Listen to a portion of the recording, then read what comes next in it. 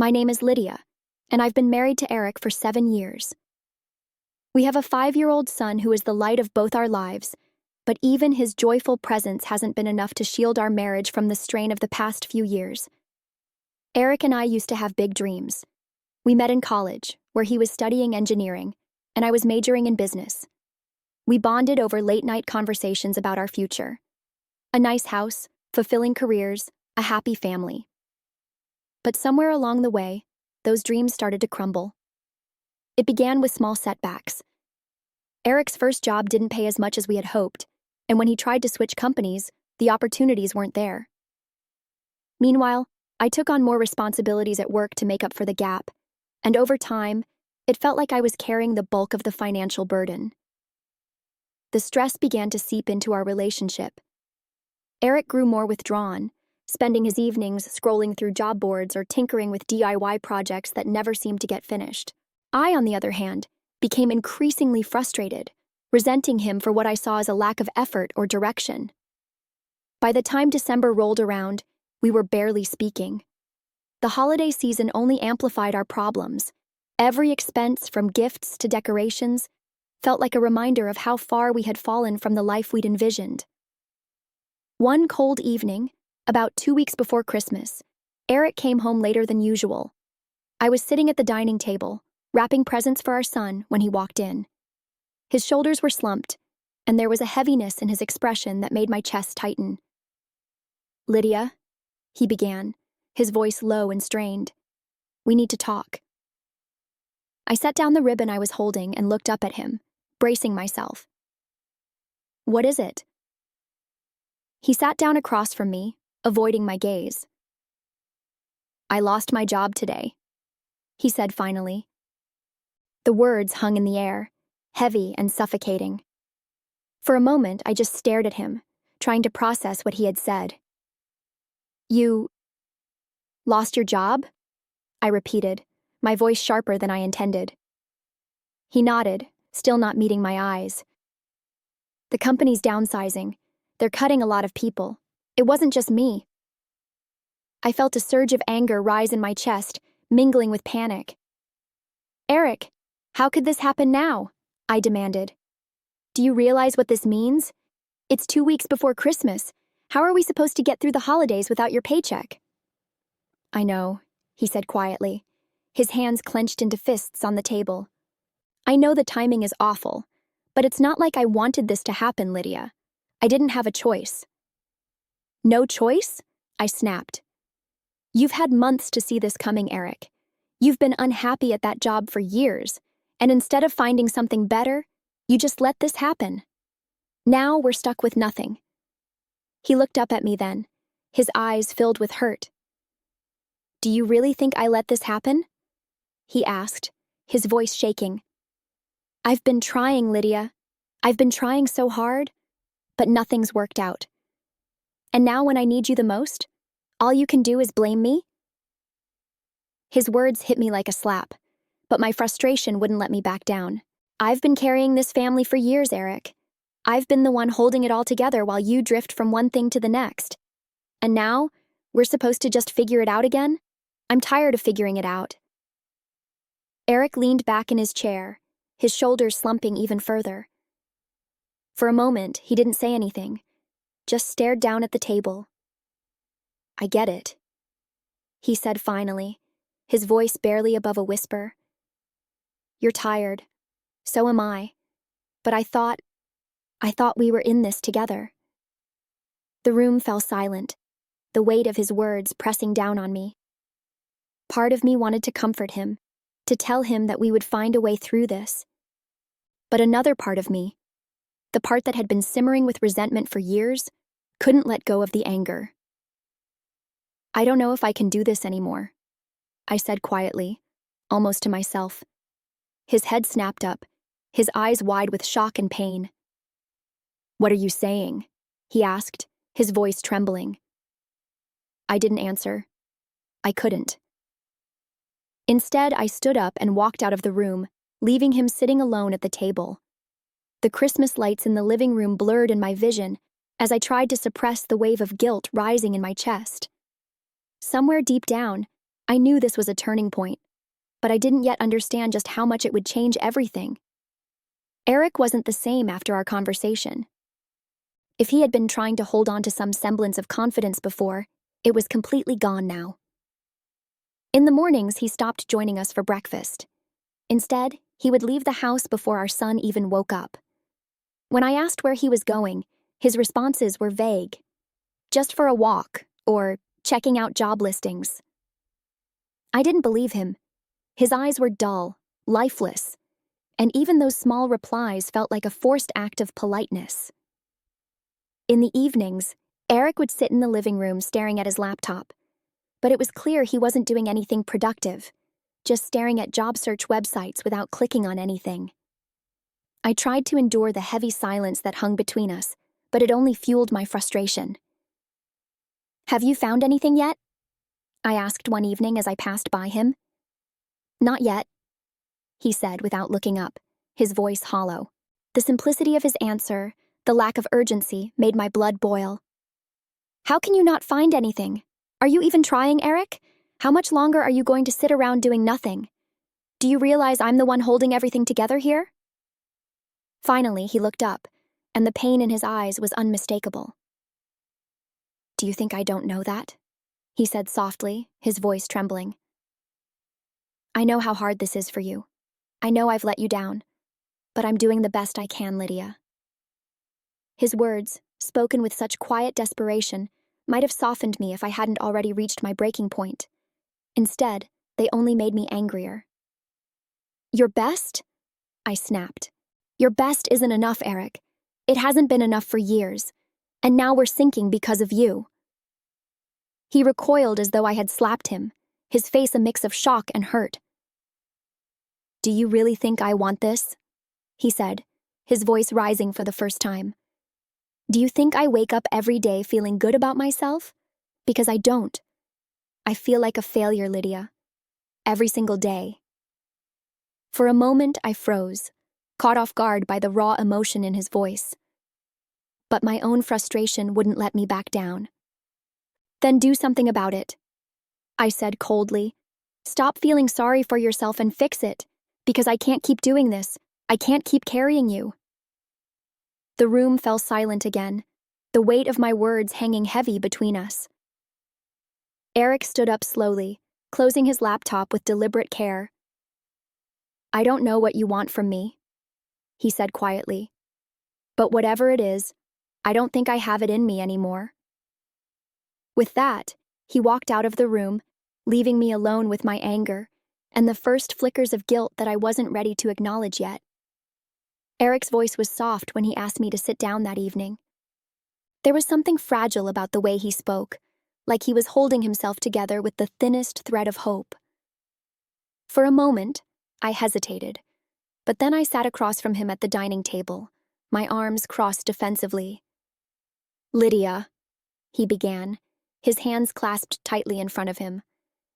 "I know things have been bad, worse than bad, and I know I've let you down, more times than I can count, but I can't let us end like this." His words hit something deep inside me, but I forced myself to remain composed. "Eric, this isn't just about what's happened recently," I said, my tone flat. "It's been building for years.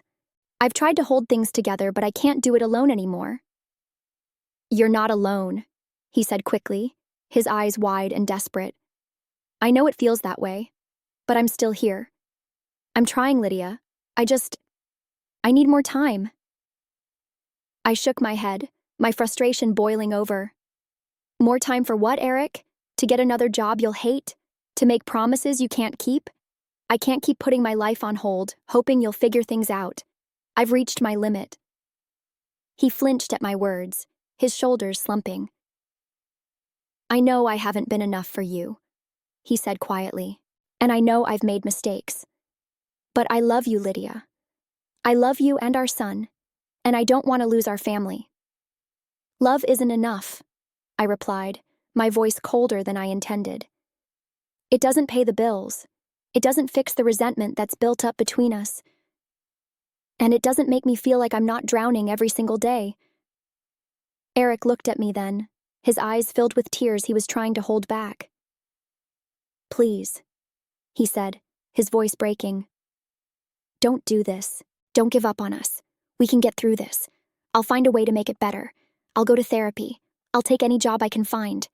Just don't leave, Lydia. Please." For the first time, I felt the weight of his pain fully sink in, but instead of softening, it made me feel even more certain of my decision.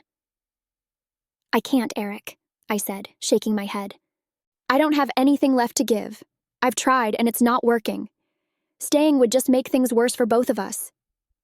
He reached for my hand, but I pulled away, the gesture too much for me to handle. "Lydia, we can fix this," he said desperately. "I know it's hard, but we've been through hard times before. We can find a way." I stood up, unable to sit there any longer. "I've already made up my mind," I said, my voice trembling. "I'm leaving, Eric. I need space to figure out what's next for me, for our son. You'll still see him, of course, but I can't stay here anymore." He stood too, his face pale and his hands clenched into fists at his sides. "This isn't fair," he said, his voice rising. "You're just walking away? After everything we've been through? After everything I'm willing to do to fix this?" "It's not about fairness," I said, tears streaming down my face now. "It's about what I need, and I can't keep sacrificing myself for something that's already broken." Eric stared at me, his expression a mix of anger, sadness, and disbelief. "You're giving up," he said quietly. "On me, on us, on everything we built." "I'm choosing to save myself," I replied, my voice breaking. "And I'm sorry, Eric. I really am." I walked out of the room before he could say anything else, the sound of his quiet sobs following me as I packed a bag and closed the door behind me. As I drove away, the weight of my decision pressed down on me, but I couldn't turn back. I had made my choice, even if it left both of us broken. After I left, Eric didn't call or text. At first, I took his silence as acceptance, a sign that he was finally ready to move on, just as I was trying to do. But the truth was, I wasn't moving on. I was just surviving. The first few days brought a strange sense of relief, as if a massive weight had been lifted. I no longer had to walk into a house filled with tension, no longer had to feel the constant resentment simmering between us. But the relief didn't last. It wasn't long before guilt began to creep in, gnawing at the edges of my newfound freedom. I thought about Eric constantly. Not the Eric I had left behind, defeated and broken, but the man I had fallen in love with, the one who used to make me laugh until I cried, who would stay up late planning our future with so much optimism. I couldn't stop wondering if I had made a terrible mistake, if I had abandoned him at the exact moment he needed me most. Meanwhile, Eric's life began to change in ways I hadn't expected. I heard about it through mutual friends, and occasionally through updates from our son after his visits with Eric. At first, it was small things. He started going to the gym, waking up early, and taking long walks in the park. Then it was bigger things. He found a new job, not in engineering, but in something completely different: carpentry. It was something he had always loved, but had never considered as a career. Our son told me about the projects Eric was working on, furniture he was building from scratch, things he was proud to show off. I could hear the excitement in his voice as he talked about his dad's newfound passion, and it made my chest ache in a way I couldn't quite explain. Eric was rebuilding himself, slowly but steadily. He wasn't the same man I had left behind. He was stronger now, more focused. He had stopped apologizing for who he was and had started embracing it instead. From the outside, it looked like he was thriving, and part of me was happy for him. But another part, the part I didn't like to admit existed, felt left behind. For me, the initial relief of leaving soon gave way to doubt. At first, I justified my decision by telling myself it had been the right thing to do. For me, for Eric, for our son. But as time passed, I began to question that narrative. Had I really left because it was what was best for everyone? Or had I left because it was easier than staying? Had I abandoned my husband in his darkest hour simply because I didn't want to deal with the weight of his struggles anymore? The questions haunted me, especially during the quiet moments at night when I was alone with my thoughts. The guilt was suffocating, and no matter how hard I tried to rationalize my decision, it lingered like an unwelcome shadow. Eric never reached out to me, and I didn't reach out to him either. I told myself it was for the best, that we both needed time and space to heal. But in my heart, I knew the truth. I was afraid. Afraid that if I called him, he would tell me he didn't need me anymore. Afraid that he would confirm what I already suspected, that he was better off without me. Our son, however, became the bridge that kept us connected. Every time he came home from visiting Eric, he brought stories of how happy his dad seemed, how he was working on himself and finding joy in the little things. Hearing those stories brought mixed emotions. I was proud of Eric for finding his footing, but I couldn't shake the feeling that I had given up too soon. That maybe if I had stayed, we could have rebuilt something together instead of falling apart separately. Months passed, and while I was still struggling to find my own sense of direction, Eric seemed to have found his. He was a better version of himself, one I didn't recognize, but one I admired from a distance. I began to wonder if he had always been capable of this transformation, and if my leaving had been the catalyst he needed to grow. But that thought only deepened my guilt because it forced me to acknowledge the possibility that I had underestimated him, that I had been so blinded by my frustration and resentment that I hadn't seen the man he could become. The life I had imagined for myself after leaving Eric, a life of peace and clarity, hadn't materialized. Instead, I was left with uncertainty, doubt, and a nagging sense of regret. I had made my choice, but I wasn't sure anymore if it had been the right one. As for Eric, he seemed to be moving forward without me. And while I wanted to be happy for him, I couldn't shake the feeling that I had let go of something precious, something that might have been worth fighting for. Several months after I left, Eric and I sat across from each other in a quiet cafe. It was the first time we'd been alone together since that night, and the weight of everything unsaid hung heavy between us. We had seen each other in passing during drop-offs and pickups for our son, exchanging polite but distant words. But this was different. This was a conversation we both knew would determine the course of our future. Eric looked different, healthier, more confident. There was a calmness in his demeanor that I hadn't seen in years, and it made my chest tighten with a mix of pride and regret. He had grown in ways I hadn't expected, and I couldn't help but wonder if my leaving had been the catalyst for his transformation, or if I had simply failed to see his potential before.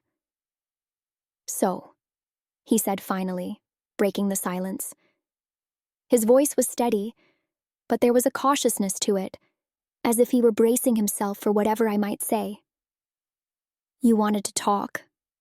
I nodded, wrapping my hands around my coffee cup for comfort. "I did," I said softly. "I've been thinking a lot about us, about what happened, and I needed to know where you stand." Eric leaned back in his chair, his gaze searching mine. "Where I stand," he repeated. "Lydia, I've spent the past few months rebuilding my life, trying to figure out who I am and what I want, and I'm finally in a place where I feel okay, for the first time in a long time." His words stung, but I knew he wasn't trying to hurt me. "I'm glad," I said, my voice trembling. "You've done so much for yourself, and I'm proud of you, Eric. Truly. But I can't help wondering, is there still room for me in that life you're building?" He hesitated, his expression unreadable. "Lydia," he said slowly, "when you left, it broke something in me. I felt like I wasn't enough for you, like no matter what I did, I couldn't measure up. And I don't ever want to feel like that again." "I know," I said quickly, tears filling my eyes, "and I'm so sorry for making you feel that way. I was angry and frustrated, and I didn't know how to handle it. But leaving you wasn't the answer. I see that now. I should have stayed and fought for us." Eric's jaw tightened, and he looked away for a moment before meeting my gaze again. Maybe, he said quietly. Or maybe leaving was what we both needed. Because honestly, Lydia, I've grown more in these past few months than I ever did when we were together. And I think you needed this time too, whether you realize it or not. His words were like a punch to the gut, but I couldn't deny the truth in them. I thought leaving would give me clarity, I admitted. But all it's done is make me realize how much I still care about you, about us. And I needed to know if there's still a chance. Eric was silent for a long time, his expression conflicted. I don't know, Lydia, he said finally. I don't know if we can go back to what we were. And honestly, I don't know if we should. The lump in my throat grew, but I nodded, forcing myself to stay composed. I understand, I said softly. But what about starting over? Building something new, together? He sighed, rubbing a hand over his face. It's not that simple, he said. There's a lot of pain between us, and I'm not sure if it's something we can move past. But I do care about you, Lydia, and I'll always want what's best for you. His words were bittersweet, an acknowledgement of the love that still lingered, but also a recognition of the scars that remained. As we sat there in silence, I realized that this wasn't the ending I had hoped for. But it wasn't an ending at all. It was a moment of reckoning, a chance to accept the choices we had made and the people we had become. Whether or not we found our way back to each other, this conversation was a step toward healing. When we finally stood to leave, Eric offered me a small, tentative smile. Take care of yourself, Lydia, he said. You too, I replied, my voice thick with emotion. As I watched him walk away, I felt a strange mix of sadness and peace. I didn't know what the future held for us, but I knew one thing for certain. Love is never enough on its own. It requires effort, patience, and the willingness to face life's hardest moments together. And sometimes, even that isn't enough. The true strength of a relationship is revealed in its darkest moments. But even with love and commitment, both partners must be willing to fight for the bond they share. If one isn't ready, or if the wounds run too deep, the relationship may not survive, but the lessons it leaves behind can shape the path forward.